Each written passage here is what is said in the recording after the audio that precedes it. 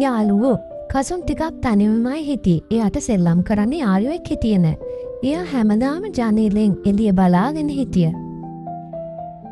එක දවසක් කසුන් දැක්කා පොඩි බලුපැටියෙක් පාරේ ඉන්නවා. එයාට බඩගිනි වගේ. කසුන් හිමින් සැරේ එළියට ගියා. බලුපැටියා බය වෙලා වගේ පැත්තකට වුණා. බය වෙන්න එපා කසුන් කිව්වා. කසුන් ගෙදරින් කිරි ටිකක් ගෙනත් දුන්නා. බලුපැටියා ඒක සතුටින් බිව්වා. එයාගේ වඩිගේ හිමින් වැනුවා. එදා ඉඳන් බලුපැටියා කසුන්ගේ හොඳම යාළුවා වුණා. කසුන් එයාට කලූ කියලා නම තිබ්බා.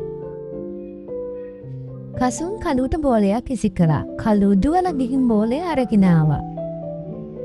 දෙන්න එකට සෙල්ලම් කළා. උද්‍යානයේ දුවපැන ඇවිත්තා. කසුන්ගේ තනිකම දැන් නැති වෙලා.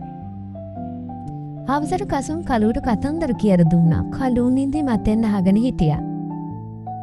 එක දවසක් කසුන්ගේ බෝලේ පාරට වැටුණා. කලූ බුරලා කසුන්ව නැවැත්තුවා. වාහනයක් එනවා කියලා අනතුරුෙන් ගිහුවා.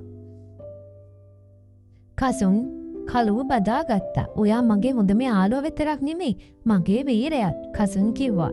ඒ දෙන්නගේ යාළුකම හැමදාටම තිබුණා.